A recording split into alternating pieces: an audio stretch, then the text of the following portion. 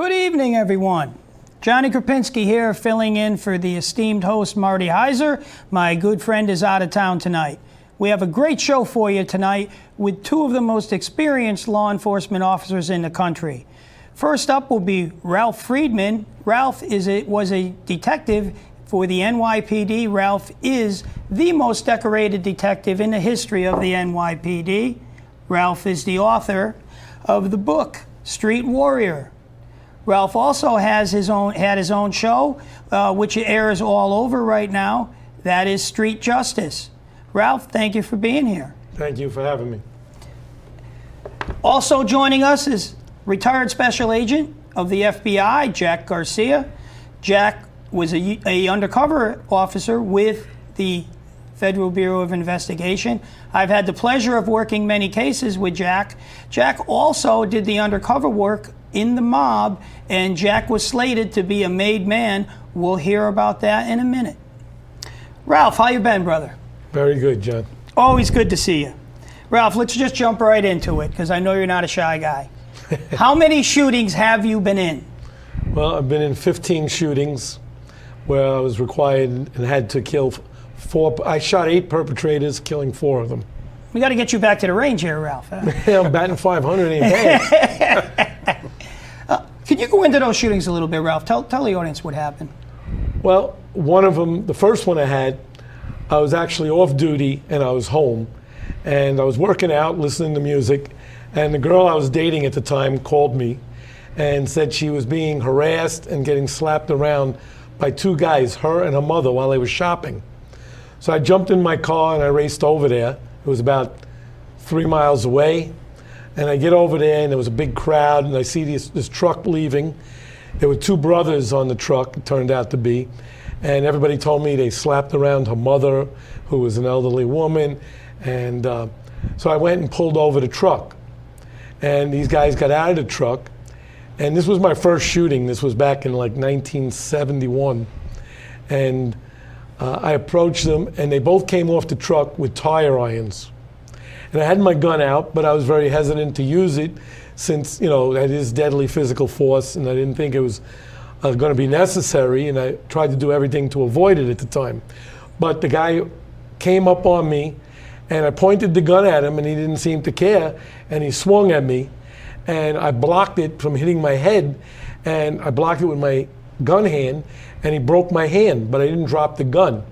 And I pushed him back because I knew the other guy was coming up behind me. And before I could turn around, the guy smashed me over the head and he fractured my skull. My head opened up right away and I really couldn't even see at the moment because my eyes filled with blood. But I turned around and I had my gun in my hand even though my hand was broken, and I felt my gun stop. So I know it was against him. And I fired and I put 4 holes in him with 1 bullet. I shot him in the throat. And the bullet went in his throat, came out the other side, entered his shoulder, and came out his shoulder, his back of his shoulder. And then I turned around to see where the other guy was. And the pipe was coming down right on my head again. And a cop's hand who responded, because police people called 911 and police were responding, and a cop's hand stopped the pipe from hitting me again and caving my skull in. But we all got admitted to the same hospital. We were right outside Montefiore, and obviously one guy had 4 gunshot wounds. The other guy got beat up in the exchange, and I had a broken hand and a fractured skull. I left with a turban and a cast on my hand. How long did that take you to recover, Ralph? That was about 6-7 solid weeks that I was out of action. You were very lucky on that, very lucky. And the funniest part of that story is I go back to work, right? And it was my first tour back, and we get a burglary run, right? I'm in plain clothes, and I respond. And the officers, we respond to this. It was a taxpayer store, and they tell me, oh, you wait out in front. We'll take the back, because that's normally where the perpetrator would come out. So I'm in the front, and all of a sudden I hear the guy coming off the roof, and he lands on the awning and bounces right in front of me on the sidewalk, and I punch him right in the head and knock him out, but my hand starts blowing up. I broke the same bone again. Oh. I tell my partner, Take me to the hospital. I broke it. Go back to the hospital. There I am in the cast again for another 5 weeks. Your sergeant must love you filling out all those injury reports, man. Ralph. I had bosses tell me, when you do something wrong, you get a command discipline, and they take days away from your vacation. They said every time they got to work, they got to do a 49 on me, which is an unusual report. So he says, every time you do something, we're going to add days to vacation so you don't have to be here. He says, you're always involved in something. But that was my first shooting, and I had 14 after that. 13 of them were with people. 2 of them I had to shoot dogs, which was necessary. That's the most terrible thing, and unfortunately, folks, sometimes it's a necessity and we have to do it. But Ralph, as I know, is just like me. We are the 2 most animal lovers that you'll find anywhere, and it does pain us to do that. One of the dogs I had to shoot, I had shot a Doberman as he leaped at me. And what happened was we got a call, it was an APB to look out for a car with that just pulled a burglary, right? And they give the plate, and it was on the south end of the precinct.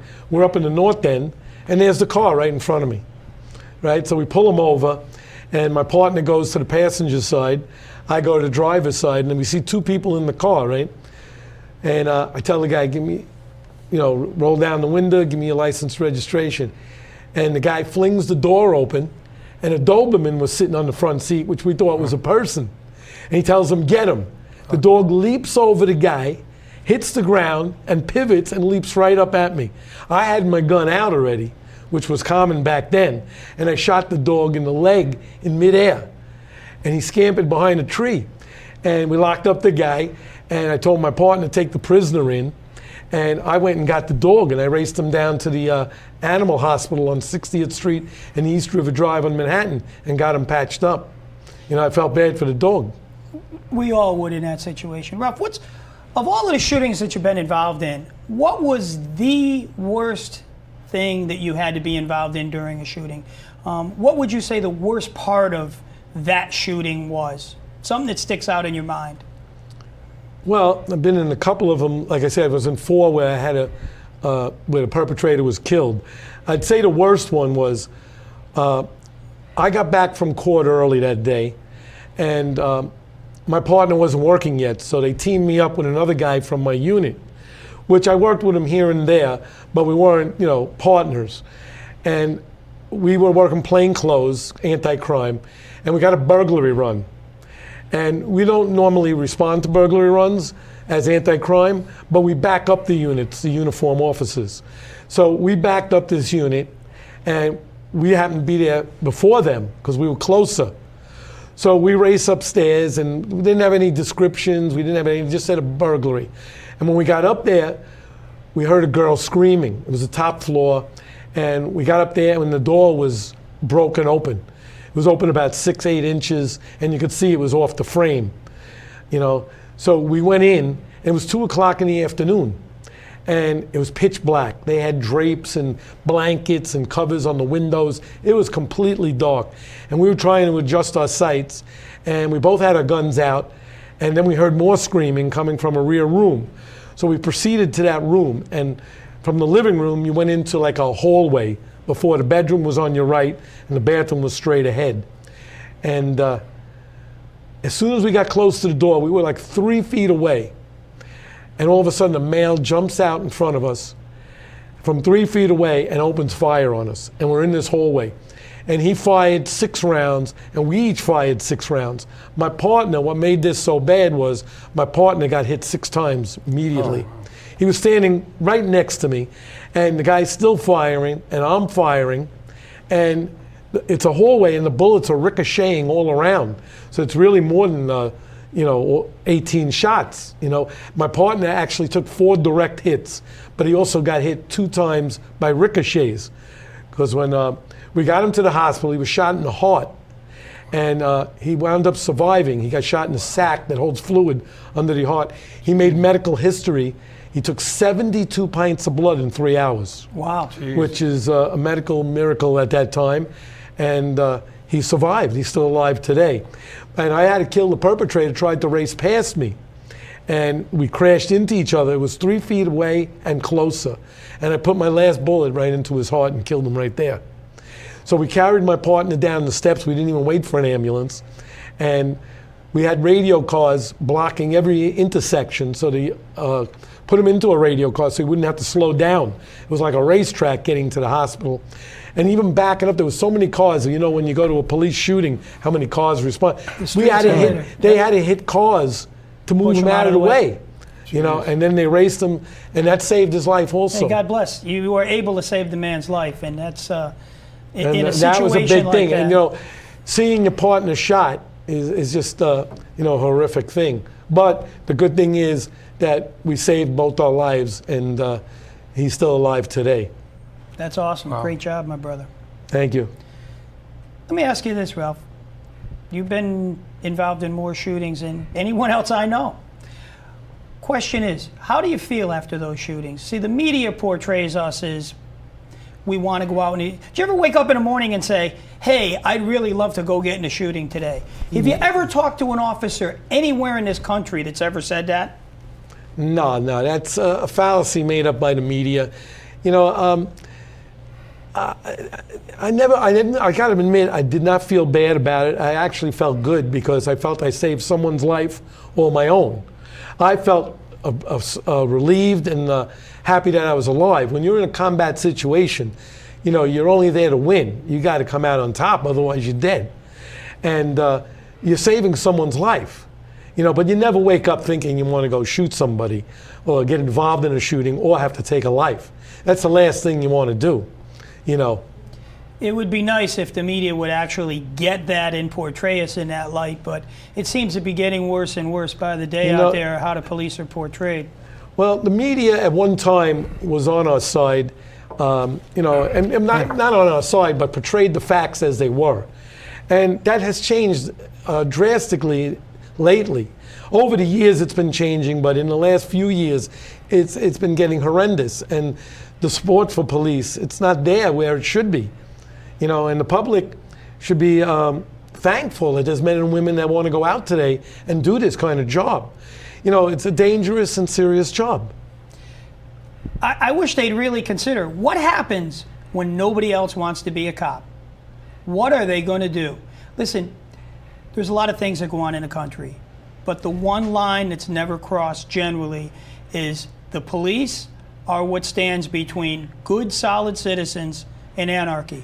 If the day comes when you call 911 and there's nobody there to answer the phone, think of what havoc would be wreaked in every city across the country. It would be, you'd be right back in the jungle where, you know, the strongest animal survives. But, you know, the sorry thing about it, the sad thing is that people wouldn't realize that until it happened. Exactly. You know, when the animals take over, you know. It'll be too late at that point, sadly. But you know, this is something that none of us, and we've all been around law enforcement since the 80s, we would never have even considered that we would be to the point we're at today, where you'd have a mayor that didn't back you up, a police chief that didn't back you up, or they both throw you under the bus. And we're seeing this across the country right now. I personally spreading like wildfire. You're right. And I don't see any good end to any of this stuff. Well, I always feel the pendulum has to swing both ways.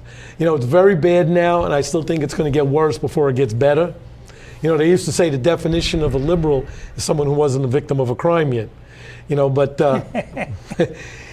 So true. But, you know, I got into law enforcement in 1968.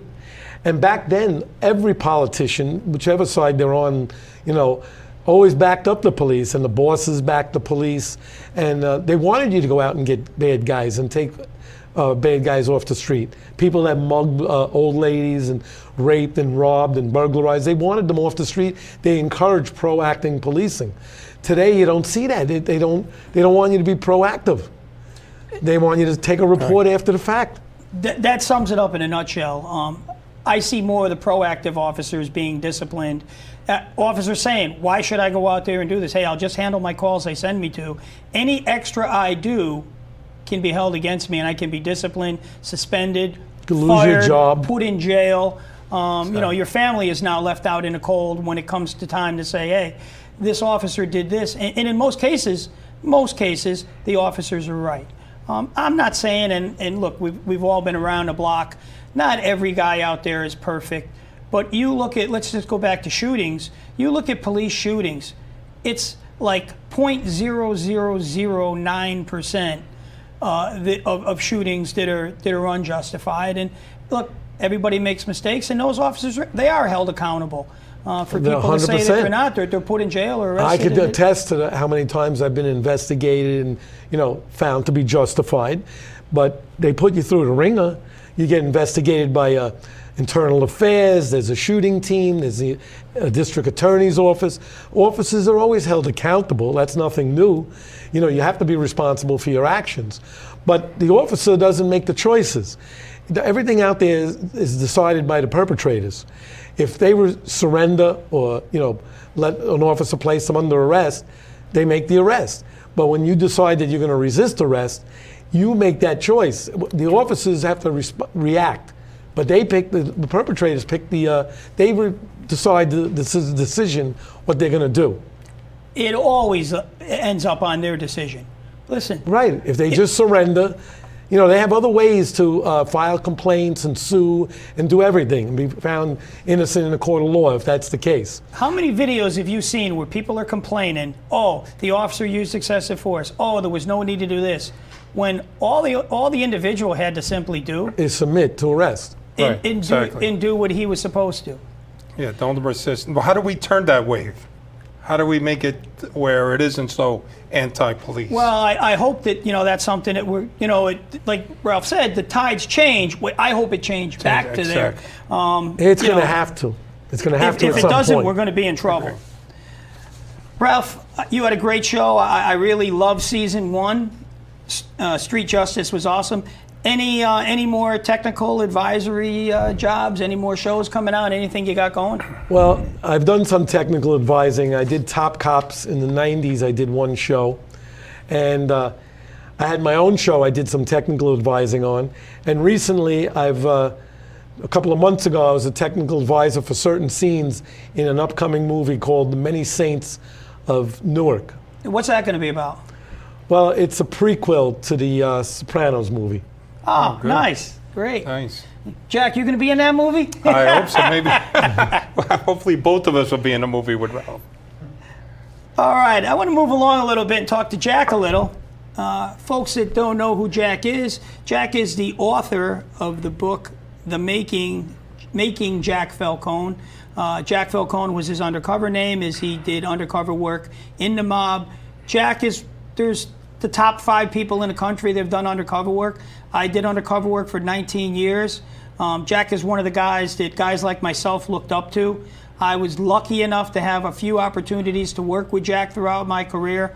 Guy's amazing. He's done jobs that no one else has. Jack would show up for a job with us, and he'd lay like 5 phones out with rubber bands in his undercover name in the case name, so he'd remember in case the phone call rang. Most of us, we do one case at a time, and that was it. This guy, he is the best when it comes to undercover work. Jack's been on every major network that there is. With that, Jack, what inspired you to become an FBI agent? Well, first of all, thank you, John. And what an honor it is to finally meet the legend in Ralph Friedman. I mean, I've heard so many great things about him. I mean, what an honor. And of course, having worked with you over the years has also been great, Johnny. What possessed me to get into law enforcement, I guess? I was in college. I didn't know where I was going, like all college kids. Now, what do? I saw Serpico. I was hooked. There it was, the perfect Al Pacino, and I'm saying this is kind of the field that I want to pursue. So I immediately went out there and that wasn't internal affairs. No. It was the undercover aspect of all. So what happened was I went out there and I figured, let me apply for the greatest law enforcement agency in the world, the FBI, submitted the application, didn't hear from them, went back home to New York, put in applications, the NYPD and all of the local police departments, but they weren't hiring. That was the freeze, Ralph, if you remember, back in 75. 75. Right, that's right. So I wasn't getting hired, so I was kind of getting frustrated. So a year later goes by, I'm watching Univision, and I see some non-native Spanish speaker butchering the Spanish language, telling you how the FBI is looking for special agents who could speak Spanish. So I immediately called the FBI and said, hey, listen, you got my application. I haven't heard from you. And that's when they said, let me look at your info, and they realized that I was not an American citizen. So I quickly went, became a citizen, and then went through the whole rigor of going through the FBI, and I was appointed as a special agent in 1980. And how did you decide, listen, for us, we know, but for the audience, how did you decide you wanted to be an undercover? For me, that's the creme de la creme of this job. Well, when I was down at the FBI Quantico, I wanted to be like Elliot Ness. I wanted to wear the wingtip, thousand eye shoes, triple, three-piece suit. So undercover really didn't enter. I was kind of called on because of the fact that I speak Spanish fluently. So at that time, the FBI had just started getting into narcotics, and the FBI, unfortunately, did not meet the demographics of our society. Everybody looked like an FBI agent. So therefore, wingtips and square hair. Exactly, wingtip, three-piece suit, and so I started working undercover gradually, learning the trade. At that time, the undercover program was kind of selective. I mean, we had, of course, the great work of Joe Pistone and all the great guys that did AppScan and all of that. So there was really no learning. It was more like we went to Quantico and we share stories and how to handle ourselves. And the rest was just trial and error. And over the years, because of the fact that I was able to speak Spanish, I was kind of a commodity. And then I found my way that working undercover is just like there are great agents who handle wiretaps. There are great agents who are great in surveillance, administrative agents. Well, I found my little niche, that working undercover was something I could do comfortably, and I enjoyed doing it. And the rest of my career, I wound up working all types of undercover operations. And the audience may not understand that when you just say, I want to be an undercover, it's 3-4% of law enforcement that actually do the undercover work. And it's not that easy to just say, I want to be an undercover, especially in an agent like in an agency like the FBI. I mean, that's a difficult process. It's a difficult school to get through. Well, it is, John, but as you know, that it was early on, like I said, I think Joe Pistone and his group with AppScan had the first class. I think I was on the second class that went through. The problem with that, and has always been that, and I taught at the undercover school, and you being an undercover, and Ralph, I'm sure have done some undercover work in street crimes, is you can't make it undercover. You are born in undercover. You either got it or you don't. Exactly. You'll be able to mix in the different type of companies. You got to be able to think quick on your feet. You got to be able to be like a chameleon, switching back and forth. And if you have those traits, then by all means. But if you think you're like a guy from Nebraska who goes to church 5 days a week and he's this certain type of way, that may not be for you. You may think it's for you, but you're going to fail out of the school. So it takes only a percentage of people who are comfortable doing this type of work, because you're right there in the front lines. You're not back there watching the guy. You're dealing with the guy. You have front row tickets to the fight, and it could just go wrong like this. I put Ralph on the spot before, Jack, and I'm going to do it with you now. What was your most uncomfortable moment while working undercover? What really made the hair stand on the back of your neck and say, I don't like this one? Well, when you work narcotics, and especially in New York that I worked, and in Miami, you deal with a different breed of people altogether. I mean, these dopers some of them are users. Some of those, so I've been in situations, especially in Queens, where we're doing a deal. Next thing you know, there was just so many groups, because one group was getting it from another group, who was then getting from another one, and then our surveillance team were noticing these cars and these guys acting kind of squirrely. So we just decided to pull the plug, and when we arrested all the 9 guys, what had happened, we found Tech 9s, we found all kinds of guns, and they had supposedly wanted to tie us up and tie me up and take my money, since I was buying, and take the Colombians' dope. So there's always that fear that's going to be a rip when you're working dope. And as you know, it's something that happens all the time. Rip can happen with a $20 rock, or it can be happen with a $20 million. And people always say, look at my size. I don't look like an FBI agent because I'm a big guy. Yeah, I'm a big guy, but that could also hold against me, because God forbid I get a guy with a gun in my head and he says to me, hey, are you a cop, or he's going to kill me?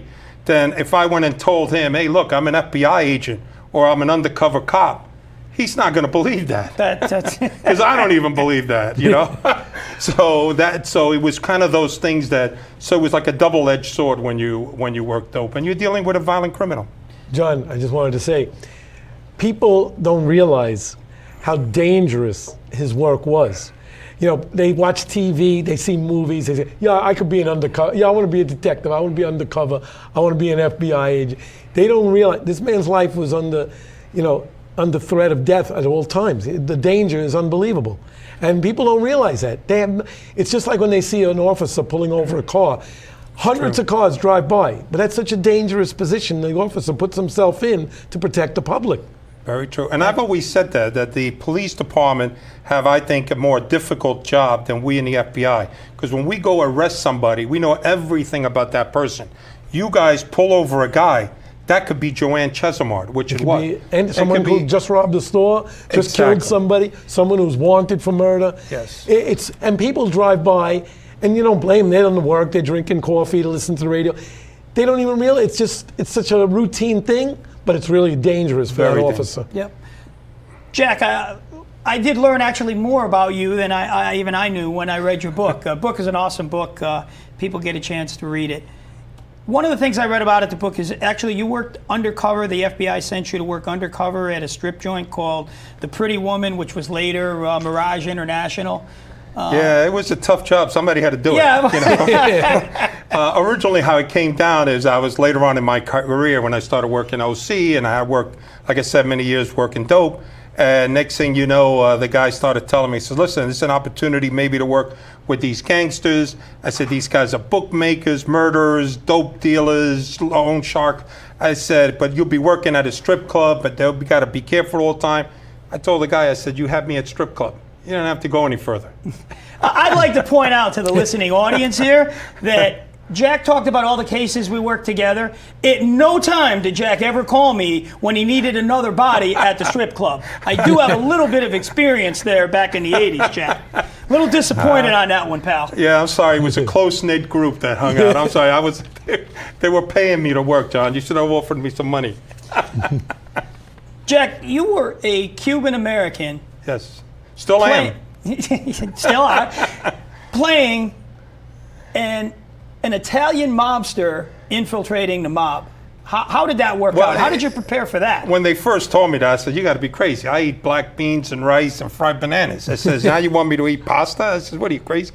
So I went to the case agent, was an Italian American, and he said, look, let's go at this job two ways. We either make you, your father is Italian, and your mother is Cuban, but you're more Cuban. And the other one, and let's set something up where you're third generation Sicilian. So I said, okay, let's see what happens. I actually went in and I was accepted, which was kind of like shocking to me. And I guess a lot had to do with my way I carry myself from, like, we're from the Bronx. And, you know, so Bronx guys are, you know, a certain kind of way. How you doing? Yeah, how you doing? Exactly. And how you doing is not a greeting. I just want to say, okay, it's not a question. I don't really care what you're doing. It's just a greeting. You know what I'm saying? But anyway, so it worked out good for us that they bought the act. And for a while there, when I was even, I thought I really transformed myself in Italian. You know, I really went into the whole thing, and I never knew you were Cuban until like a year after I met you. I got to say, you play the part well on and off. Yeah, it really was a shock. But yeah, I did. The Bureau really helped me out. I happened to work with some great agents who were able to teach me. And what I did is I spoke to sources who were informants, who used to be wise guys, and their stories became my stories.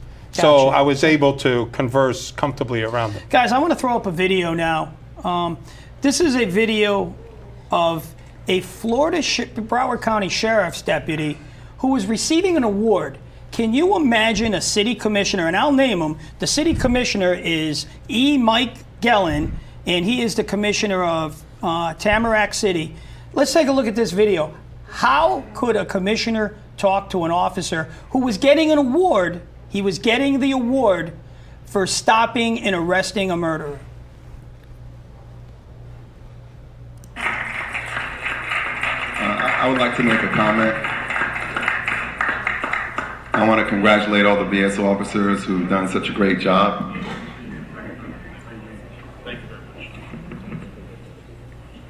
Do all you can. Morning, Captain. Joshua Gallardo, My line. can you come down for a second? That is Commissioner Gellin talking. It's good to see you again. You probably don't remember me, but you're the police officer who falsely arrested me 4 years ago. You lied on the police report. I believe you're a rogue police officer, you're a bad police officer, and you don't deserve to be here. Wow.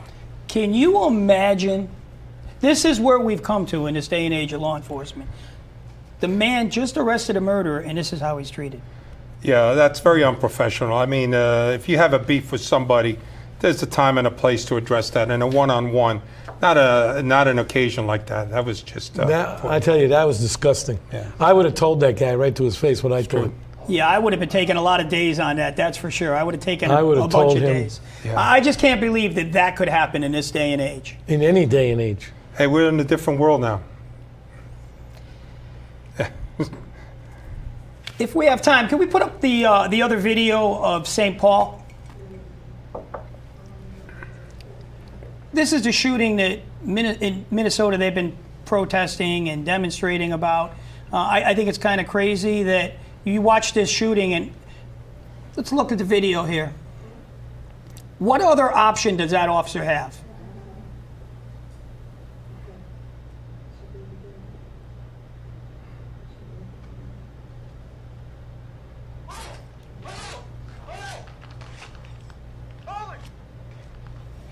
He's got the knife.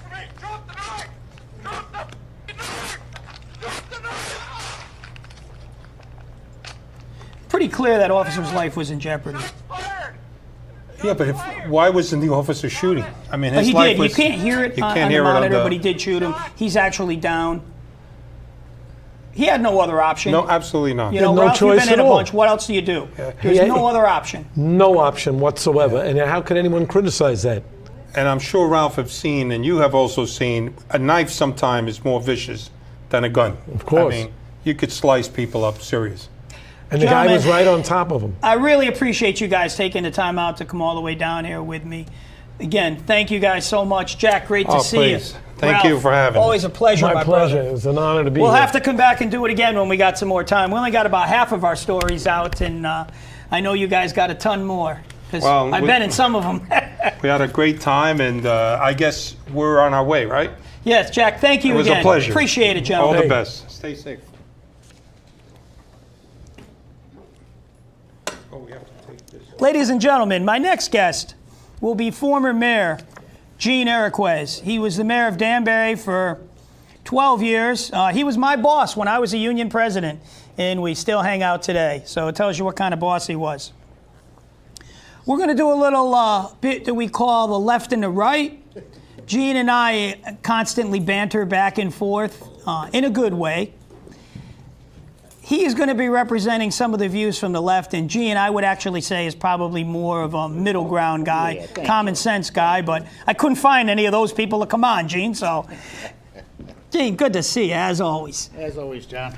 A couple of the things we're going to jump into, folks, and I'm very fortunate to have Gene here with me tonight.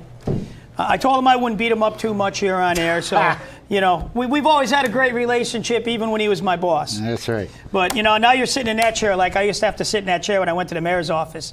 I know what it feels like. Let's jump right into it, Gene. Go ahead. What are your thoughts on the Wonderful. Democratic primary? Let's talk about the debates. Give me your highlights of the debates. Let's talk about the president. See, I'm the host, and I'm asking his I'm question, but he sorry. still thinks he's the mayor. Okay. But we are going to talk about my president. We'll talk though. about the We'll talk debates. about my I president. think too many people are on the stage at one time.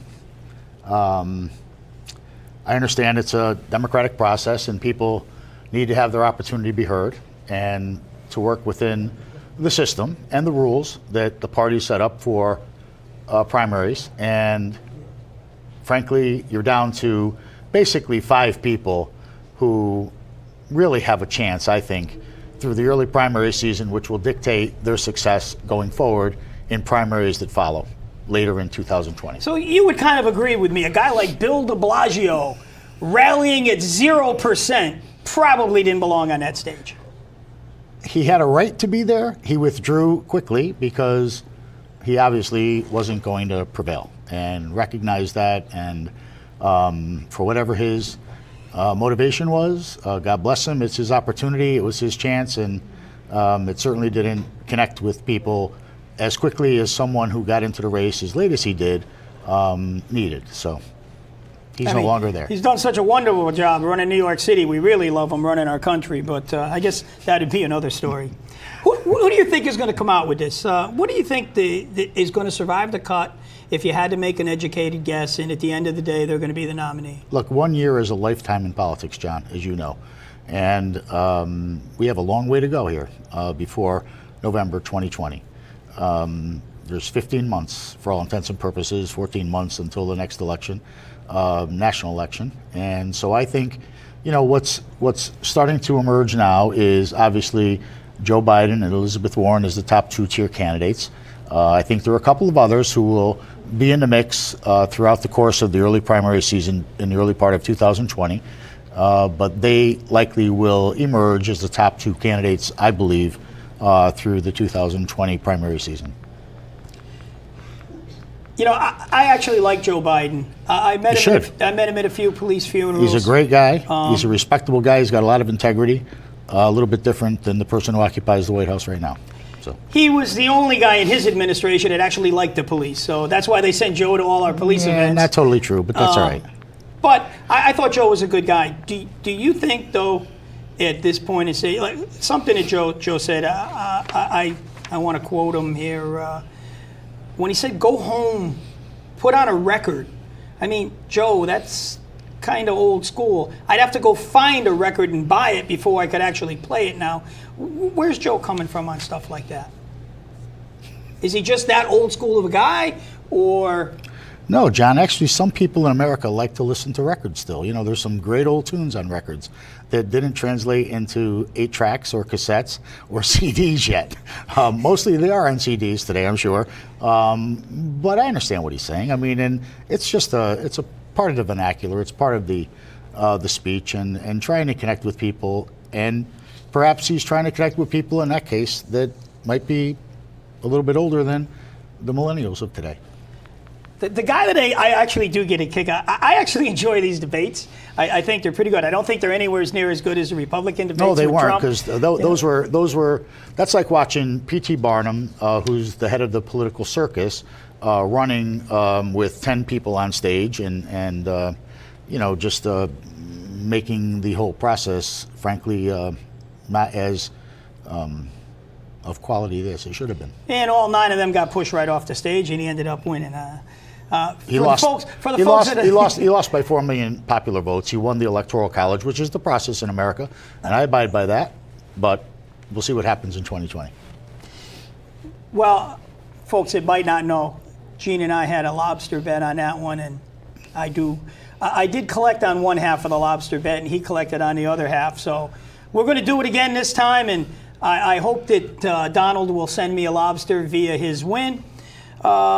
The guy that I get a kick out of these, you watch these, they are pretty funny. I never knew who he was, never heard of Andrew Yang before this whole thing started. But as Mayor Pete said, that was original. He actually offered people $1,000 a month if they'll vote for him. Was it if he would vote for him or if he got elected? Well, I guess the same thing. Well, he don't get elected if they don't vote for him. I understand. No. I'm just kidding. But well, look again. The Democratic process. Is that even legal? Well, you can't use campaign funds. He could use his own personal funds if he wanted to pay people. Well, he'd actually be using our funds, and wouldn't you he? can't be using taxpayer dollars unless the Congress approves a law that says people are going to get $1,000 a month as people get Social Security today. So, look, he's a different thinker, connects with some people. Obviously, in my view, respectfully, is not going to be there at the end of this process. But that's what this process is about. It's about bringing together people who have different ideas, different points of view. Let it flush out. Let it flush out. That's the democratic process. The most sacred and basic element of our democracy is the electoral process. Unfortunately, we have a president who engages foreign countries to try to get dirt on his opponents so we can defeat them. He did it with Russia in 2016. He's trying to do it in 2020 with Joe Biden because he feels that Joe Biden may be the front runner. And so he's trying to do it again. It's, first of all, unconstitutional. Secondly, a violation of the law. Third, it's an impeachable offense. And The problem with this administration is that truth, as a matter of fact, is a hard thing to find in the White House. They lie and then lie after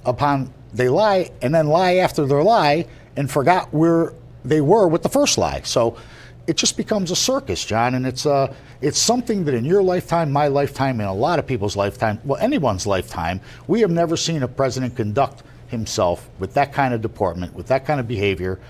You know, he's like a schoolyard brat, schoolyard bully, doesn't get his way, got to call people names. You know, we don't need that in a president. We need somebody who's going to gain respect of foreign countries, gain respect of, first of all, our government, have respect for our country, the office of the presidency, and of our democracy, and of other people. You know, you don't call people names. This is a tough enough business, being politics. It doesn't have to become the blood sport that it's become, and it doesn't have to be the personal attacks in order to be successful. If you can't win on the basis of your arguments, on the basis of your ideas, and on the basis of your performance, then you're unfit to be in office. That's why people will either elect you or turn you out on the basis of those three things. And they elected him, because most of us like that.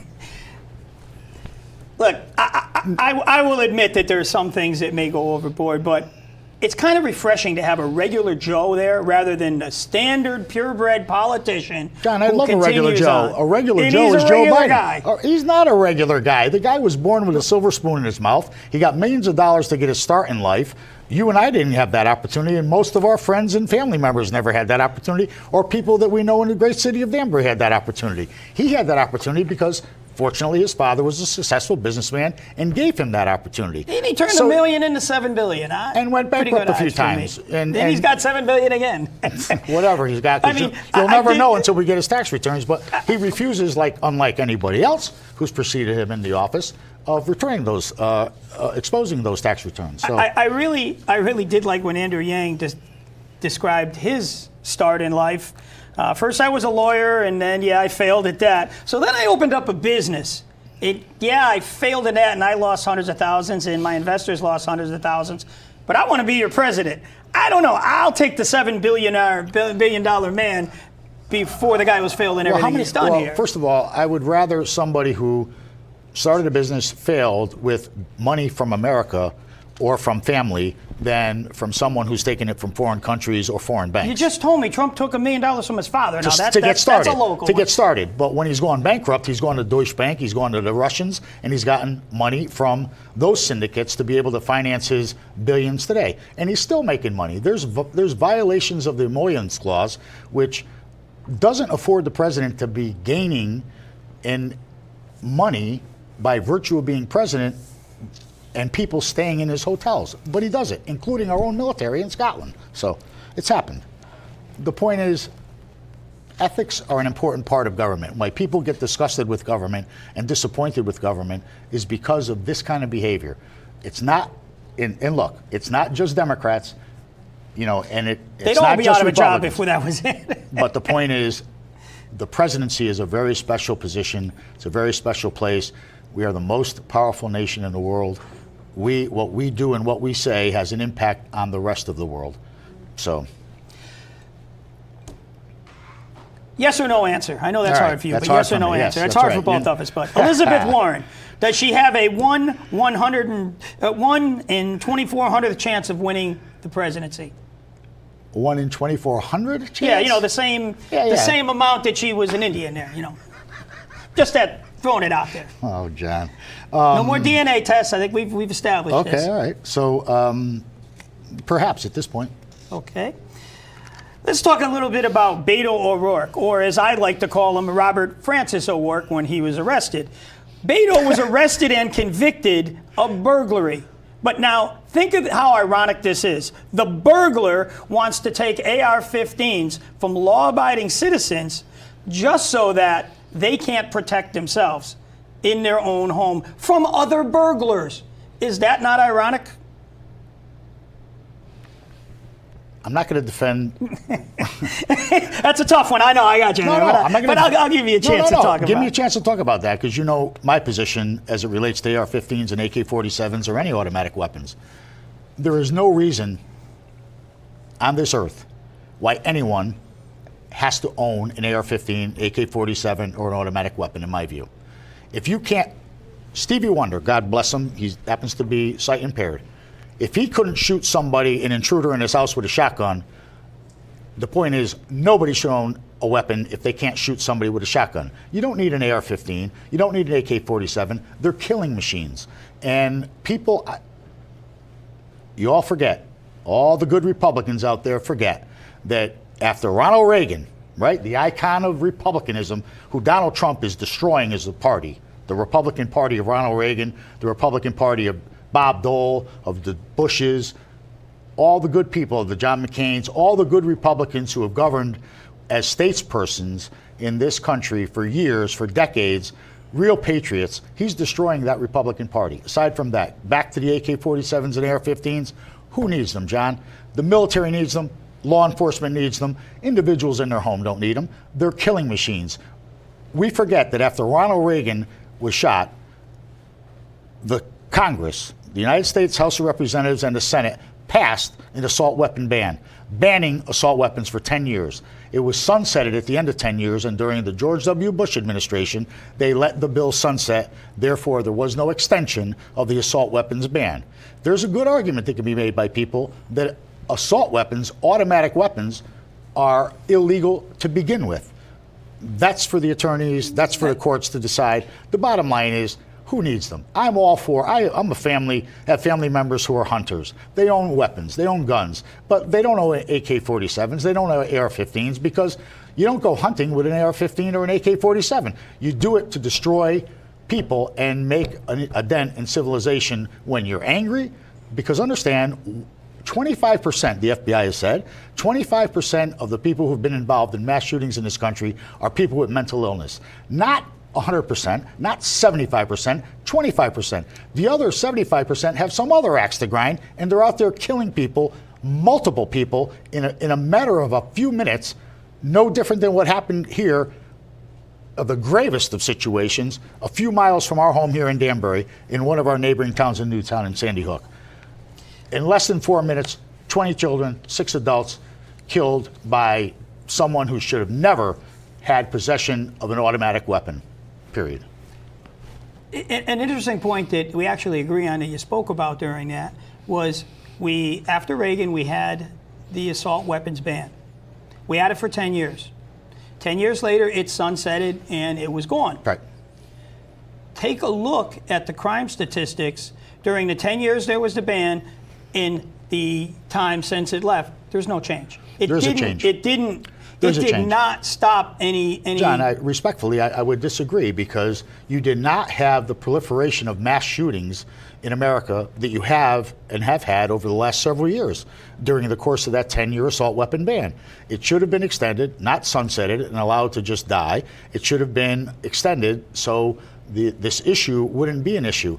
And of all the gun legislation that's been enacted by states across this country, including our own here in Connecticut, by the federal government, no one's ever had a gun taken from them. So I don't want to hear the NRA silly argument, scare tactics that, oh, your gun's going to be taken away if they pass this law. You shouldn't own an AR-15. You shouldn't own an AK-47. There's no need for an automatic weapon. There's no need for 30-round clips. The bottom line is, you can protect yourself with other weaponry if that's what you want to do in your home. And I recognize in some rural parts of America, it might be 30 minutes before a sheriff can come to your home, right? So you need to protect yourself and your family. I got that. That's your right under the Second Amendment. It's your right to be able to bear arms. But it's not your right to have machines that can kill people in a matter, multiple people, in a matter of minutes. The founding fathers, when they adopted the Second Amendment, I'd love to talk to them. When I die, maybe I'll get a chance if I get where they are. But the point is that there were no stop and shops back then. You had weapons because you needed to hunt to sustain your yourself and your family. You had to hunt for your food, your sustenance. You had to protect yourself. It was a new country, a new colony. And so you were worried about oppression. So you don't need a militia. We have the strongest military force in the world today.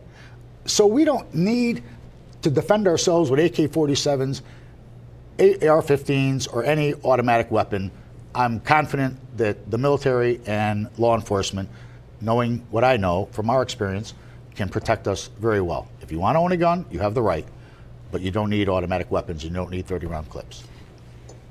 That's my point. Getting back to what you just said, and I won't disagree with all of it. I know. Again, we're two people that are generally more towards the middle and far left or far right. Correct. That's right. But Beto O'Rourke, now, I know for years the right had accused the left of, you want to take our guns. Mm-hmm. Did Beto O'Rourke set the party back by saying, yes, you're damn right, I'm coming to take your guns? Well, he said what many people have said they wanted to do. He said that. You know, he did say it. Did it hurt or help? It hurt. You don't say it that way. If you pass the appropriate... No. Well, I mean, you just don't do it, but... If you pass the appropriate laws... Well, Colt just came out. They're from Connecticut, right? They just came out. They're going to stop making AR-15s. Maybe they finally got it. The NRA... Does that solve the problem? No, it doesn't. You know what, John? It starts. Because you can buy a Smith & Wesson, a SIG. It starts, but you're not going to have 30-round clips. You can't, you don't need bump stocks. You don't need to have an automatic weapon, an AR or AK, to defend yourself. And you don't need it for hunting purposes. And it's certainly not a sport shooting, weapon. So, if you want to go to Worcester Mountain Gun Club and shoot skeet, go. I've been there. Dick Baldwin, God rest his soul, was one of the nation's premier people in that arena and taught me how to shoot. I never fired a gun in my life before that. But I tried to bring you to the range many times when I was a union president. Yeah, I know. You wouldn't go with me. No, because I'm not sure I'm that disciplined that I wouldn't have turned around. Hey, accidents happen, Going back to the debates, one of the things that I actually did... Here's the point about Beto. I know you asked me about him. Sure. I don't think he's going to be there at the end. I don't think he's going to be there next time. I think he ought to run for United States Senate because I think he can beat... No one. I think he has a chance of winning the United States Senate. Beto did well before anybody knew who he was. He did well. Everybody liked him, and then Beto talked. Well, he's from El Paso. El Paso just experienced a horrific, tragic situation. You and I agree on that, and I know he's very emotional about it, and I think that's why he got fired up in the last debate and said what he said.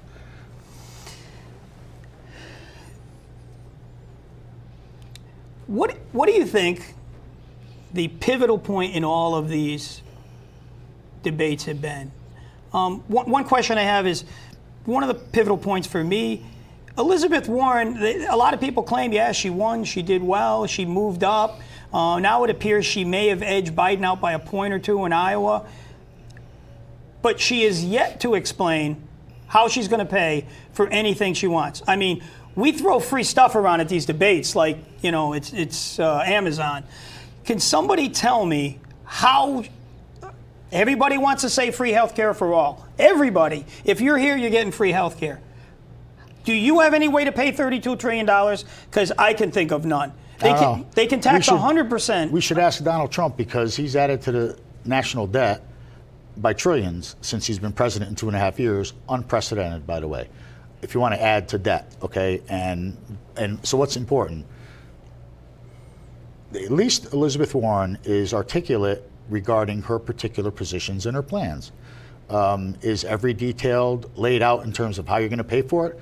Look, John, it becomes a matter of priorities. You got a $200-some-odd million budget in the city of Danbury, and you may not be funding education as some would like, and someone else may come in and say, I'm going to take of that pot more money and put it toward the education side of the budget than the city side of the budget because that's their priority, that's important.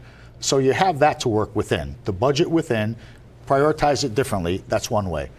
Look, Joe Biden has said, and I agree with him, nobody should want to take away your health insurance if you like your health insurance as an employee of the city I heard of that Danbury. once before from one of your guys. Who? If you like your doctor, you're going to be able to keep him. Well, not so much, Mr. Obama. That's not true. I'm able to go to my doctor. Some of us are, and some of us aren't. Most of us are. And here's the point. There are millions and millions of more people that have health insurance who didn't before that was costing you and me and every other taxpayer in this country or in this state or in this city more money because they didn't have health insurance when they go to the emergency room for a cough.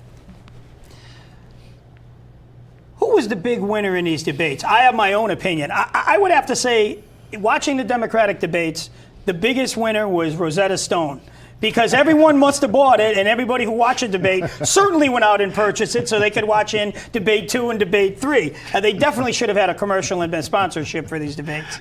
I found it funny that as I got by Univision, people were speaking in English. I turned 3 more to CNN, and everyone was speaking Spanish. Well, and in my household, English is 50-50. With all due respect to the Swahili language, when I was watching the Republican primaries, that's what I thought they were speaking. So at least we have a population that understands Spanish and that are people who are eligible to vote and who are contributors to our society, who better understand if someone speaks to them in a language that they understand a little bit better than English at this point. Look, I'm for you're here, speak English, but be respectful of people who need to understand and learn and, become more akin with our culture and our mores and our traditions by speaking a language that they understand. There's nothing wrong with being multilingual or bilingual within this state. Look at Danbury. I mean, we have 52 different languages that are spoken in Danbury High School. That is true. It's a very diverse city, and it's been our strength, John, as I had to learn Portuguese so I'd know if my wife was yelling at me. I wanted to know what she was saying. I can tell you what she's saying to you, and I'm not Portuguese, but I understand a lot of those words. So, but you're right. I mean, so we've become a very multicultural, and the nation is going that way. And so, this attempt to try to make America white again, that Donald Trump is all about is problematic. It divides the country, that's all. It's not healthy. I'm Johnny Krupinsky speaking from the left. Gene Iroquois speaking from... Krupinsky speaking from the right. Gene Iroquois speaking from left middle, I would have to say. And I think we're both towards the middle. You. But, folks, something that's important. At the end of the day, no one can argue politics more than me and this guy right here. But at the end of the day, friendship's got to come first. Right. Politics has got to come second. I don't like this unfriending. I'm not talking to you. So, Gene, another fine evening. Let's grab a cold one. I'm ready. Thanks, John. Thank you. I appreciate you being here.